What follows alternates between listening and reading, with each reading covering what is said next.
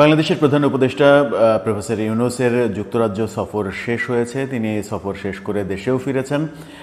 এরকম মুহূর্তে তার সফরের সফলতা এবং ব্যর্থতা নিয়ে নানা রকমের আলোচনা সামনে এসেছে। সেই আলোচনায় মোটামুটি ঘি ঢেলে দিয়েছেন প্রধান উপদেষ্টার প্রেস সেক্রেটারি শফিকুল আলম। তিনি ফেসবুক স্ট্যাটাসে এই সফরে 5টি সফলতায় এসেছে এমন দাবি করেছেন। এমন দাবি যখন তিনি করছেন তখন ব্রিটেন থেকে খবর আসছে ব্রিটিশ একটি বিখ্যাত আইন সংস্থা তারা প্রফেসর ইউনূসের এই অন্তর্বর্তীকালীন সরকারের বিরুদ্ধে আইসিসিতে মামলার প্রস্তুতি নিচ্ছে। সব মিলিয়ে সরকার কি বেকায়দায় পড়তে চলেছে কিনা, যখন সফলতার গল্প আমরা শুনছি তখন বড় ধরনের বিপদেই পড়তে চলেছে কিনা সেই আলোচনা করবে এই ভিডিওতে। থাকবেন প্রেস সেক্রেটারি শফিকুল আলম। তখন ব্রিটেন থেকে খবর আসছে সেখানকার একটি আইনি সংস্থা বাংলাদেশের বর্তমান অন্তর্বর্তীকালীন সরকারের বিরুদ্ধে আইসিসিতে ইন্টারন্যাশনাল ক্রিমিনাল কোর্ট সেখানে মামলা করার প্রস্তুতি নিচ্ছে এবং তারা তাদের ওয়েবসাইটে সেটা নিশ্চিতও করেছে। খুব শীঘ্রই তারা প্রফেসর ইউনূস সরকারের বিরুদ্ধে মামলা করতে চলেছে। দুটো আলোচনা দুটো দিক নির্ধারণ করে। শফিকুল আলম দাবি করছেন যে প্রধান উপদেষ্টার এই যুক্তরাজ্য সফরে 5টি সফলতা রয়েছে। প্রথমে চলুন তার দাবি নিয়ে একটু কথা বলি। তিনি ফেসবুক স্ট্যাটাসে লিখেছেন 5টি সেই সফলতার কথা, যেগুলো উল্লেখ করেছেন সেগুলো কি একটু জেনে নিই। 1 নম্বরে তিনি লিখেছেন রাজা চার্লসের থেকে একটি মর্যাদাপূর্ণ পুরস্কার গ্রহণ এবং ব্রিটিশ রাজ পরিবারের প্রধানের সঙ্গে 30 মিনিটের একান্ত বৈঠক অনুষ্ঠিত। এটি জুলাই আন্দোলন এবং বাংলাদেশে ঘটে যাওয়া যুগান্তকারী পরিবর্তনের স্বীকৃতি। তিনি দাবি করেছেন যে ব্রিটিশ রাজা চার্লসের কাছ থেকে রাজা হারমোনি অ্যাওয়ার্ড প্রফেসর ইউনূস গ্রহণ করেছেন, কিন্তু এটা একটা ভুল তথ্য। অ্যাওয়ার্ড তিনি গ্রহণ করেছেন ঠিকই, কিন্তু ব্রিটিশ রাজা সেই অ্যাওয়ার্ড তুলে দেননি।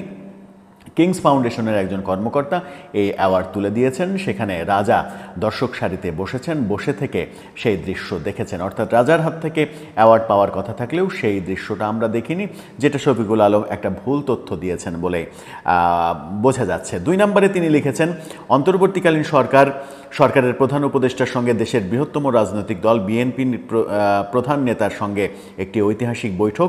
এটাও ষড়যন্ত্রকারীদের জন্য একটি গেম ওভার মুহূর্ত। তারেক রহমানের সঙ্গে বৈঠককে ঐতিহাসিক ব্যাপার হিসেবে আখ্যা দিচ্ছেন। তার মানে এই স্ট্যাটাসে অন্তত এটুকু বোঝা যাচ্ছে যে প্রধান উপদেষ্টার যুক্তরাজ্য সফরের মূল মিশন ছিল তারেক রহমানের সঙ্গে বৈঠক এবং সেটি যে সফল হয়েছে সেই জন্য তিনি গৌরব বোধ করছেন।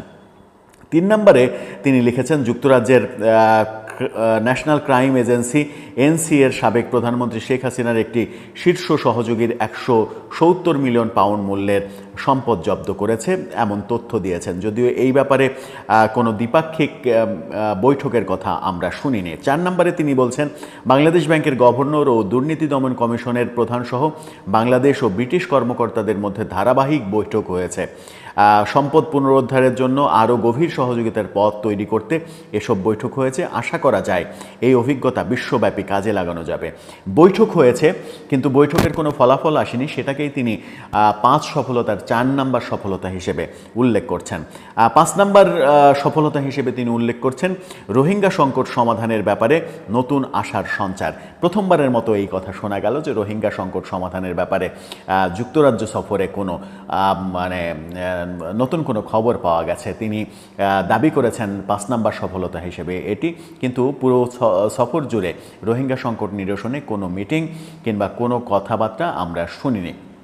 সব মিলিয়ে শফিকুল আলম নিজের মতো করে যখন দাবি করছেন যে 5 সফলতার মধ্যে যদিও বলা যায় যে একটিমাত্র সফলতা বিএনপি প্রধান তারেক রহমানের সঙ্গে তিনি প্রধান উপদেষ্টা মিটিং, সেই মিটিংটাকেই সফল বলা যায়। যে নির্বাচনী যে জটিলতা তৈরি হয়েছিল সেই জটিলতা থেকে একটা উত্তরণের পথ হয়তো বাংলাদেশ দেখতে চলেছে, তাও সেটা নিশ্চিত নয়।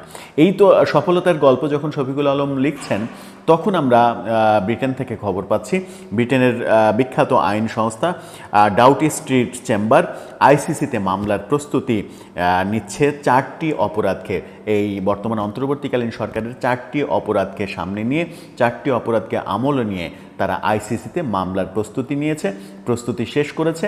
হয়তো খুব শীঘ্রই এই মামলা তারা করবে।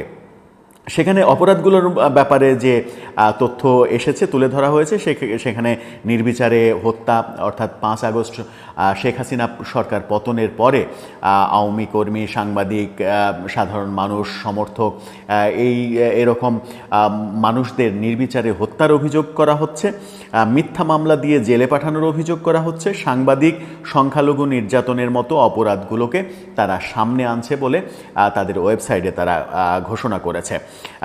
এর আগে আইসিসিতে আমরা মামলা করতে দেখেছিলাম বাংলাদেশ আওয়ামী লীগের অন্যতম সদস্য, যুক্তরাজ্য আওয়ামী লীগের অন্যতম কাণ্ডারি এবং সিলেট সিটি সাবেক মেয়র আনোয়ারুজ্জামান চৌধুরী, তিনি গত নভেম্বরে আইসিসিতে প্রফেসর ইউনূসের সরকারের বিরুদ্ধে, প্রফেসর ইউনূস সহ উপদেষ্টা পরিষদ সহ তার আশেপাশের যারা রয়েছে এরকম অনেকের বিরুদ্ধে আইসিসিতে মামলা করতে দেখেছিলাম। যদিও সেটা ব্যক্তিগত উদ্যোগের মামলা, কিন্তু এবার যখন আমরা ডাউটি স্টেট চেম্বারের এরকম উদ্যোগ দেখছি তখন সেটা আমার মনে হয় যে আনোয়ারুজ্জামান চৌধুরীর চাইতে অনেক বেশি আলোচনার জন্ম দেবে এবং এর পরিণতিতে কোন দিকে দেশের ভাবমূর্তি যাবে সেটাও একটা বড় বিষয়। এখন দেখার বিষয় যে শেষ পর্যন্ত এই মামলার পরিণতি কোন দিকে যায়। দর্শক, আপনার কি মনে হয়?